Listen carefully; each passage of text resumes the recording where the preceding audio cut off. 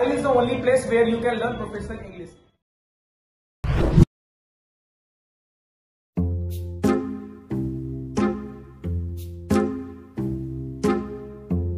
उसके ढेर में राई का दाना रंग बिरंगा बैल सयाना। उसके ढेर में राई का दाना रंग बिरंगा बैल सयाना। अरे उसके ढेर में राई का दाना रंग बिरंगा बैल सयाना। उसके ढेर में राई का दाना रंग बिरंगा बैल सयाना। तुझे पहर में अरे भाई भाई देख स्नेको वीडियो बैन हो गई। पहले टिकटॉक बैन कैले मोदी जी, अब स्नेको वीडियो बैन कर दिलक सरकार। अभी क्या करिए सर भाई? अब तो यही सुन के लगा था कि ऑर्केस्ट्रा में भर्ती हुई है सन। ऑर्केस्ट्रा में का मिली और कहाँ मिली क्या? नचिए सन, हिलइए सन। मूवी लगा क्या? ए होय देख ना एगो न्यूज़ काइल बा। क्या बारे?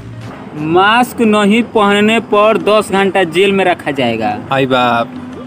और का पर पूरा पर अब पुलिस से जिन जना मुंहजोरी करेगा उसे गाड़ी पर 10 घंटा पड़ेगा। आई बाप, हम तो जानते रहनी की होई, तो जानते रहनी तो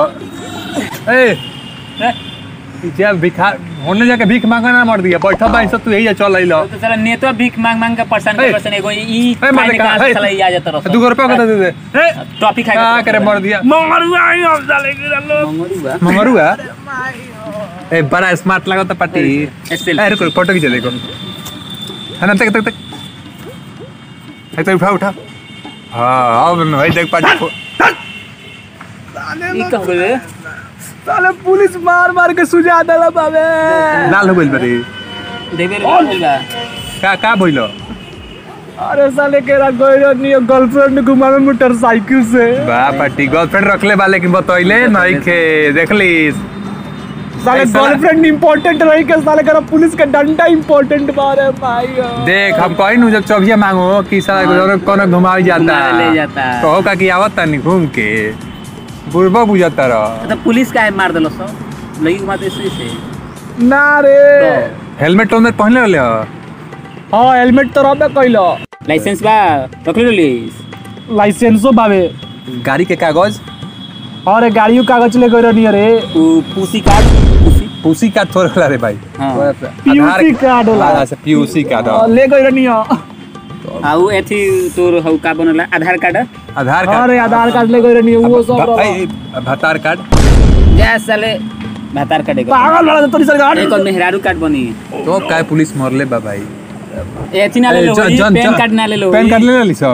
अरे पेनो कार्ड ले रहनी है। जन्म प्रमाण पत्र एकर में का काम बा? इहो ले रहनी है सर्टिफिकेट। हां वो ले रहनी है। ए 12th का सर्टिफिकेट ले ले। सर्टिफिकेट 12th का सर्टिफिकेट कहीं लेके ना जाने में फेल आई रहनी तो बस ओही से काइल बड़ा मने में गाड़ी चलालो में 12th का काम बसा लेके रहा। अच्छा पुलिसवा देखिए सुना कि के पढ़ल लिखल बा। हां एजुकेटेड तू का बुझबो साला तोनी के चुतिया बड़ा पागल बन तरह के। अच्छा ना तो हवे कौन कागज होला रे? कौन कागज होला रे? हो कौन कागज बा? मृत्यु प्रमाण पत्र। हां मृत्यु प्रमाण पत्र ना ले लो ले बात तो ओही से साले का अभी जिंदा बानी साले मरल नहीं की। ए तो मान लो कि कुछ हो जाए तो ओकरा बाद मृत्यु प्रमाण पत्र देखते कहां से ले तो ऐसे पिटाई बड़ा मृत्यु प्रमाण पत्र देखी हमारा के ए भगवान उठा लो घबरो हमारा के ना तोड़ी दोनों के। तो ते बताओते नहीं कि काहे ला मरले बा पुलिस? गर्लफ्रेंड ले गइल रहनु बस बस लहरिया कट मरले होबा। लहरिया कट एकदम सीधा सीधा गाड़ी हाका करनी है सीधा सीधा। हां गर्लफ्रेंड के बैठले रहलो। हां इमरान हाशमी बनल होई। हां थोड़ा सा दिल में दे जगह तू कोइलो हैंगने चलो बस ओई पर पुलिस देखले होई। झूठ मत बोलिए सही बात बताओ सही सही। पहली बार साला का एना ना बोल रहला यार। हम चुपचाप सीधा गर्लफ्रेंड को बैठैलो ना जात रहनी से लगा पहुंचनी उठाई के तरह के तरह। अरे आखिर काहे ला ते पहले तो दूर रह के मास्क ला के बात कर। तो तू साल लगले बारो तू पहले मास्क ला के बतिया। अरे दिमाग खराब मत करते लगले बारिस यही कतरा मरले ह सब मास्क ला मास्क खातिर। अरे तो अबे कानून बनल हरे कि अभी गिलाई हो गइले। अरे साला बड़ा मजा हाथ मिला पार्टी हमनी के साला अरे हीरो बना हीरो है ना चला है ना ओ भाई रुको लो हाशमी बनी हो। हां यही मरला हो सब। तू यही के घर जे बोल लो हमरा लगे गमछी बा तार लगे बा मास तो लोग के कहाँ के व्यवस्था गमछिया होई हमारे गमछिया धोइले बानी नु हमार तो चलान कट गइल बा साला दुनु भाग गइला सन हमरो के लेके चला सारे जे वीडियो देखा तो भाई लोग मास्क लगा के रोड पे आइलो ना तो देखो तो नु कंडेर कदल बड़ा मार के अरे भगवान जी